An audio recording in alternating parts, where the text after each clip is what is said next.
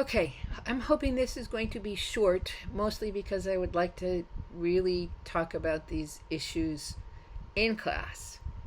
But let's do a brief overview of chapter 7. Okay. Chapter 7 in some ways is short because there are four sections, but the first section is very short. And because this is the topic of your essay, nonverbal communication, I want to make sure that you more than understanding the various aspects of each section, I want to make sure that you understand what each section is. Okay, so let's start with how do we define nonverbal communication? And so you probably want to use this in your essay, that nonverbal communication is defined as messages expressed by non-linguistic means. Okay, so what? So linguistic really means language. So when we get to the fourth section of this chapter, which is types, you've got the things that most people think about: gestures, postures, eye contact. And every semester, I say this over and over again, I'm going to actually have people put in writing that they understand that nonverbal communication is not the same as body language, and that if they use body language, I will deduct points. And why do I say that? Because here are things that are nonverbal communication that I would say do not fall under body language. The clothing that you wear, how close you stand to somebody, if you are punctual, if you are compulsively early, if you are someone who is always late, and most interestingly, tone of voice. So think about this is nonverbal. If I say, there's a good one in the something like, it's great to see you. That's different from, it's great to see you, or it's great to see you. The words, the language, the linguistics is exactly the same. What's different? How I'm stressing, whether I sounded serious or happy or whether I was sarcastic. And so voice, I know this blows people's minds, but voice is part of nonverbal communication. So do not use body language.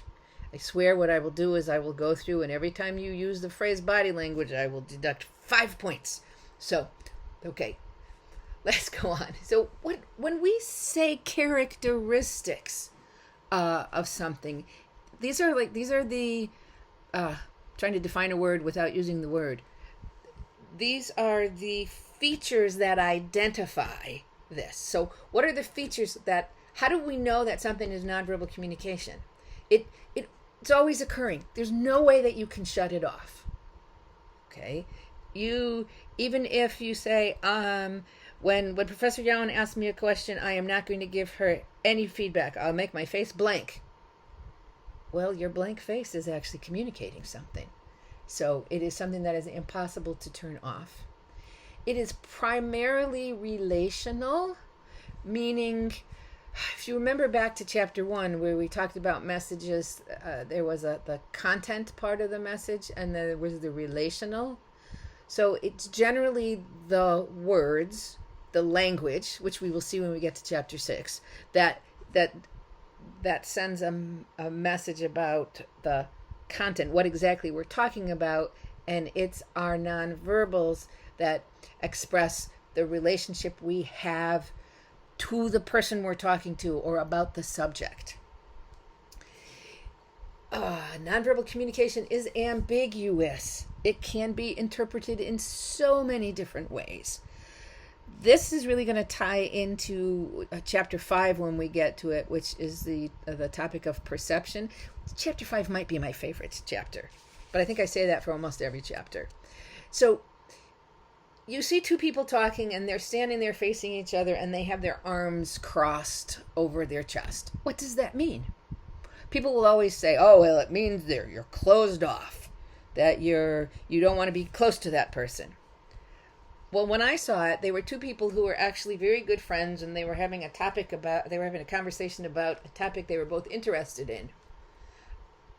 I think it meant that they were comfortable friends. Also, to be fair, they were both older men who had a little bit of a belly, and they were kind of resting their arms on the belly. So maybe that's how they were. That was more comfortable for them than having their hands down at their sides. So this is really important, because the message that you think you're sending is not necessarily the message that's being received. Okay. Obviously, nonverbal communication occurs in mediated messages by, I don't know, using emojis, by capitalizing certain words, by using punctuation or not using punctuation. My daughter says that I should not punctuate texts, and I said, I'm sorry. I was trained as an English professor. I have to punctuate texts. Okay, and this is one that we will take a much deeper look at. Nonverbal communication, while there are some universals, it is definitely heavily influenced by culture. If you think about in the United States, if you're angry at someone, you can give them the middle finger.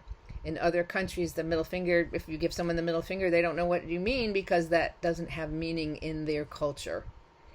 And in the U.S., where we do okay, that is quite rude in other cultures. And there's also some information that I think would be interesting for us to talk about, that nonverbal communication is influenced by gender. That let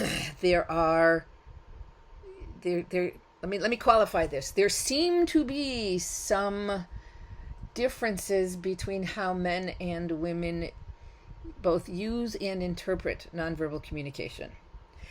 I'm going to add one here. It was in maybe the 13th edition, maybe the 12th edition of this textbook. I don't know why they took it out.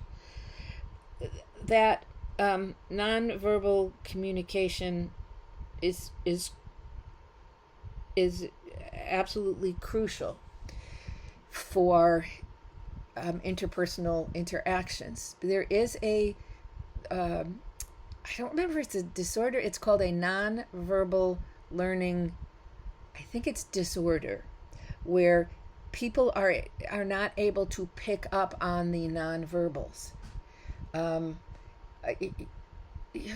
My son is on the spectrum, and as a child, he had a very hard time picking up on if someone was serious or sarcastic or happy. The tone of voice was something that was hard to hear. And there are other people who can't really read facial expressions. And imagine if you are someone who has trouble with the nonverbals, you're missing out on so much of the message. Okay, the next section of the textbook has to do with the functions. And this is, what do we use nonverbal communication for? Okay, so we use it to create a relationship, and we use it to maintain a relationship. We talked about this when we talked in chapter 4 about managing impressions. Possibly dressing a certain way when you meet someone, or being careful about your tone of voice when you're in a meeting as opposed to being with friends. Okay, we use it to regulate interactions, and this is a lot of it is tone of voice here. Like, how do you know when I'm finished speaking? Well, my voice goes down a little bit. But we can use gestures. If you say something, obviously not in so much in an online environment, but if we're in a classroom, I ask you a question and you say something, and you haven't said enough, I might kind of roll my hands over each other to mean keep going. Okay. We will talk about this in class, because these are much easier to do when I can see your face and you can see my face, because it's nonverbals. Please, please, please have your cameras on. This is very helpful when we get to this chapter. All right. We use nonverbal communication both to influence others and to influence ourselves.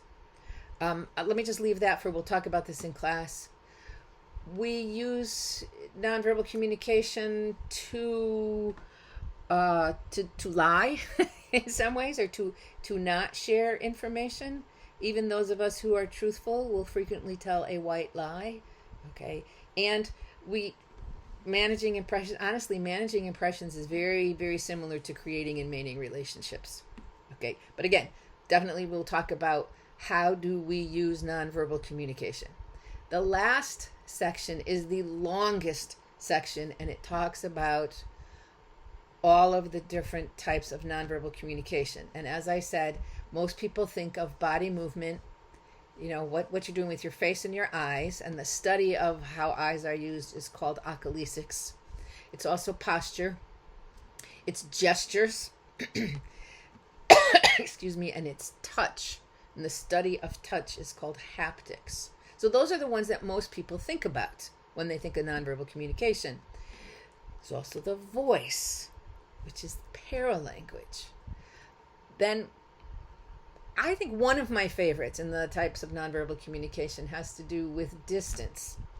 And Edward T. Hall, who was an American, I always want to say anthropologist, maybe sociologist, he was the man who talked about high context and low context, but he also studied distance. What we have in the textbook has to do with what he found out about the United States. It's different in different cultures. And he says basically there are 4 distances that people are comfortable having in between two people depending on their relationship. Is it intimate? Is it personal? Oopsies. Personal. Is it social? Or is it public? One of them is territoriality, which has to do with your space. The idea that when you go into a classroom, do you always sit in the same seat? Does that become your territory? Okay. Interestingly enough, physical attractiveness and clothing are nonverbals. And while we each have some control over clothing, whether we're wearing, Willis, what was it called? The shoes that were the not Air Jordans. Okay. We have some choice. We're going to wear El Cheapo shoes or fancy shoes. We don't have an awful lot of say over our physical attractiveness. So the textbook talks about something called lookism, which I think would be interesting for us to talk about. And I'm missing one. Sorry, I'm missing one here. I'm sorry. Somehow I skipped between territoriality. Let me add it right now.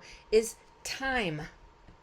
Are you different cultures have a different idea of how we should look at how we interpret time, and that the study of time is called chronemics. Okay, this was a gallop through chapter 4, because rather than me talking about it and you listening, I want us all to be in the same space having the conversation about this. Absolutely read the chapter. Think about what you find most confusing. Put it in the survey so I know, so I will be more prepared. I think I'm prepared to talk about this, but in case Davis is going to ask me a really obscure question, because I love the way he does that. So I want to be prepared for it. And we'll talk about this on Wednesday. See you then.